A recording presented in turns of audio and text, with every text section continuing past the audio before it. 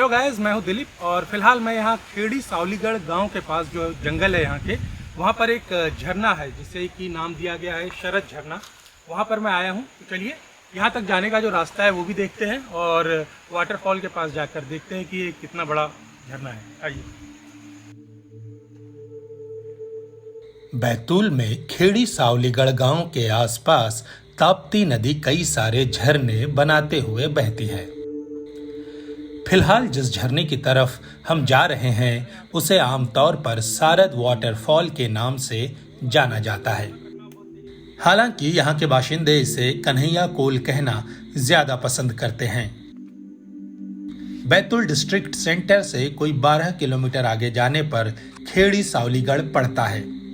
वहीं से बाईं तरफ मुड़ने पर एक कच्ची सड़क घाटी की तरफ बढ़ती है।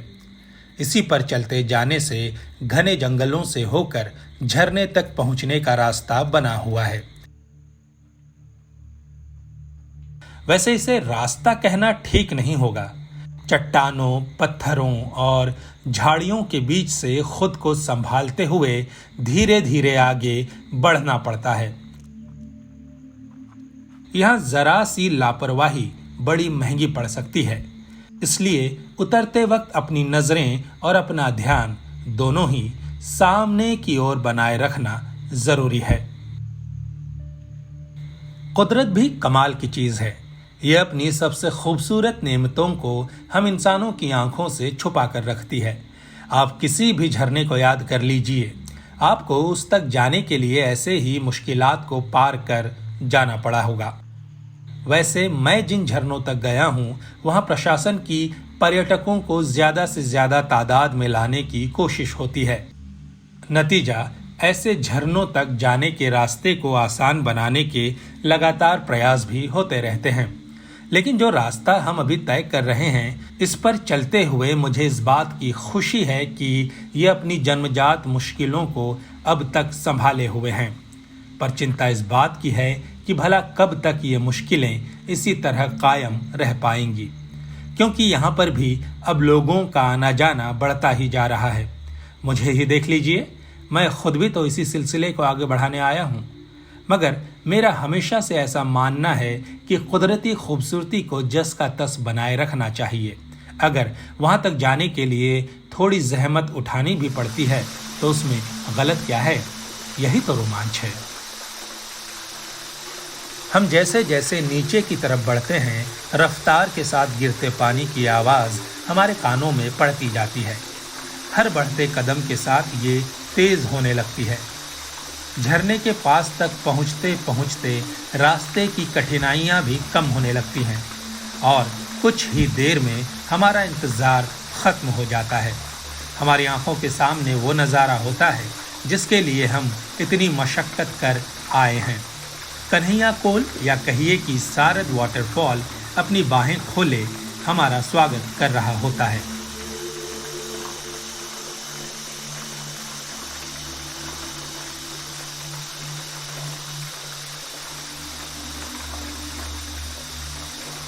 जब हम यहाँ पहुँचे तो पहले से ही कुछ नौजवान लड़के झरने के नीचे मौजूद थे। उनके साथ बातचीत में मुझे ये मालूम हुआ कि वो भी इस झरने का नज़ारा लेने बैतूल से आए हैं। इनमें कुछ लोग पहली बार यहाँ पहुँचे थे और कुछ पहले भी आए हैं। इन्होंने ही मुझे बताया कि ये झरना तेज़ बारिश के दौरान अपने शबाब पर होता है। फिलहाल कई दिनों से बारिश का कुछ अता पता नहीं है, फिर भी जितना पानी ये लेकर आ रहा है वो काफ़ी है। और इस बात की तस्दीक पानी के गिरने से जो शोर हो रहा है उससे भी हो जाती है।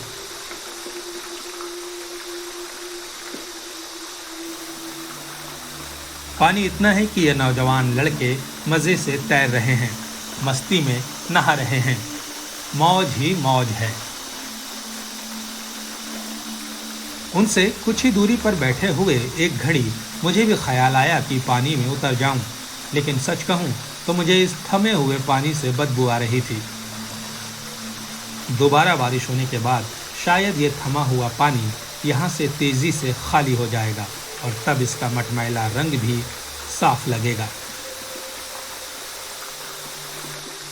इंटरनेट के इस दौर में कोई भी चीज़ किसी से छुपी नहीं रह पाई है। कई कम मशहूर या जंगलों में अब तक छुपे हुए कुदरती नज़ारे भी धीरे धीरे लोकप्रिय होते जा रहे हैं। इस झरने को देखने यहाँ आने वालों की तादाद भी लगातार बढ़ती जा रही है। एक सबसे बड़ी चिंता यहाँ सुरक्षा की भारी कमी का होना है।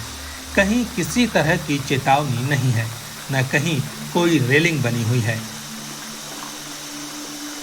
लोग तो यहाँ आएंगे ही और वक्त के साथ उनकी तादाद और बड़ी होती जाएगी। प्रशासन को यहाँ सुरक्षा के कुछ उपाय करने ही होंगे, वो भी बिना इसकी रॉनेस के साथ कोई बदलाव किए।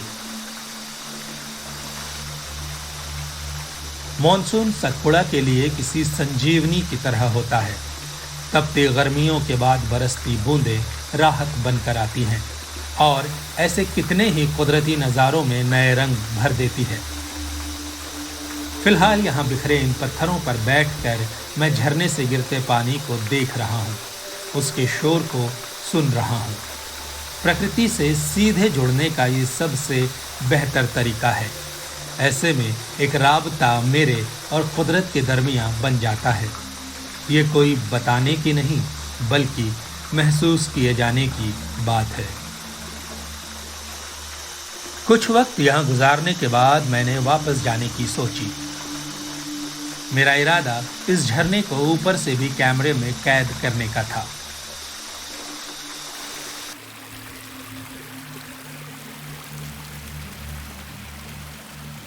जब मैं ऊपर पहुंचा तो देखा कि यहाँ से भी इसकी खूबसूरती देखने लायक है।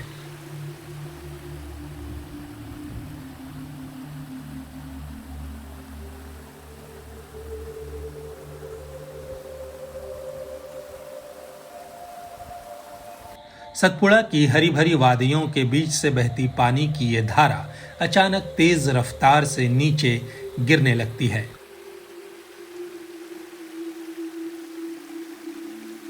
ये रोमांचक तो है, मगर बेहद खतरनाक भी।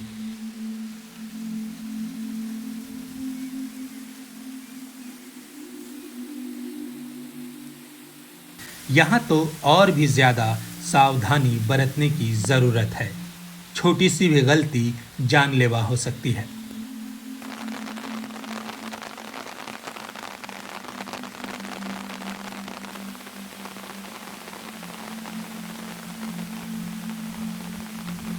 मैं इन नज़ारों का लुत्फ लेने में लगा हुआ था कि अचानक सिर पर उतर आए बादलों ने जैसे किसी की सुन ली और बरस पड़े, वो भी बड़ी तेजी से। दोस्तों, जब मैं यहाँ आया था तो धूप खिली हुई थी और जैसा कि मैंने आपसे कहा है, सतपुड़ा का जो मौसम है वो धोखेबाज होता है। इसने आज भी मुझे धोखा दे दिया और आप देख सकते हैं कितनी तेज बारिश यहाँ पर हो रही है। अभी मैं यहाँ से वापस जा रहा हूँ, लेकिन जो वापस जाते हुए व्यू बनता है वो बहुत सुंदर है। तो आप मेरे पीछे आइएगा और इस व्यू को देखिएगा। यहाँ से मैं झरने का जो टॉप एंगल लेने आया था और अब इस चारों तरफ से पानी बहकर आ रहा है, जो बहुत खतरनाक यहाँ पे हो सकता है, इसलिए मुझे यहाँ से वापस जाना पड़ेगा।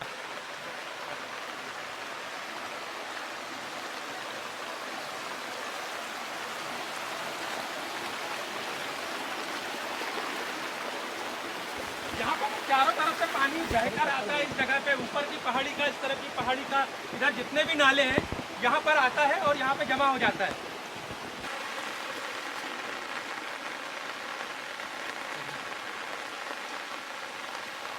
हाँ, तू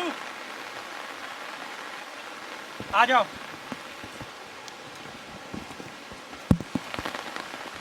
किस तरफ जाना है?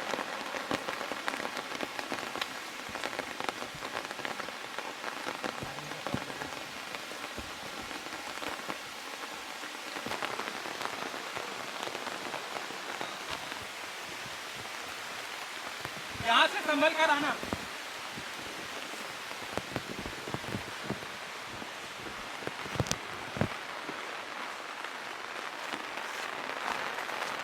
आप देख सकते हैं इस तरफ भी कितना खूबसूरत नज़ारा यहाँ बनाती है ये घाटी।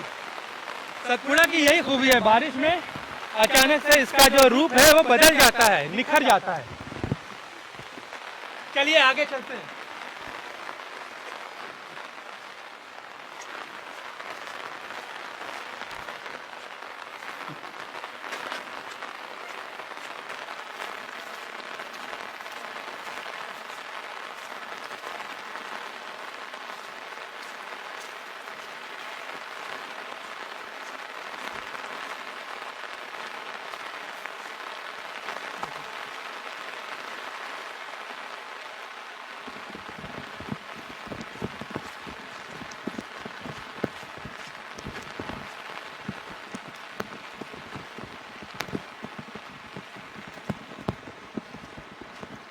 से आना, नीचे मिट्टी गीली है, फिसलने का डर बना रहता है। ऊपर आओ।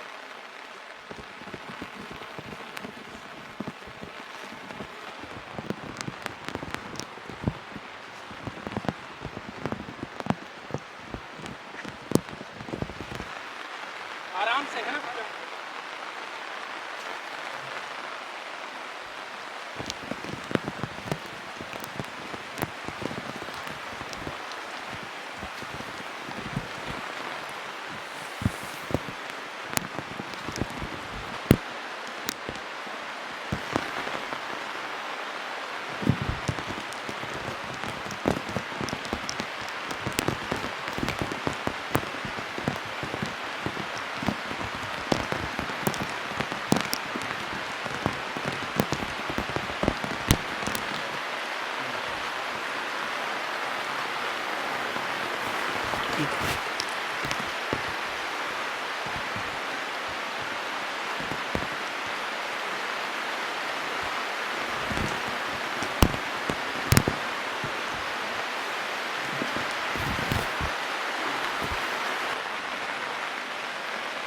फाइनली हम लोग अपनी गाड़ियों तक पहुंच गए हैं। मैंने पहले भी बहुत सारा शूट किया है, ट्रैवलॉग बनाए हैं, लेकिन ऐसे मौसम में पहली बार मैं बाहर कैमरा निकाल कर शूट कर रहा हूँ। ये थोड़ा मेरे कैमरे के लिए खतरनाक है, लेकिन कभी कभी मौसम ऐसा बन जाता है कि उसका फ़ायदा तो उठाना पड़ता है। चलिए मिलते हैं किसी और अगले वीडियो में।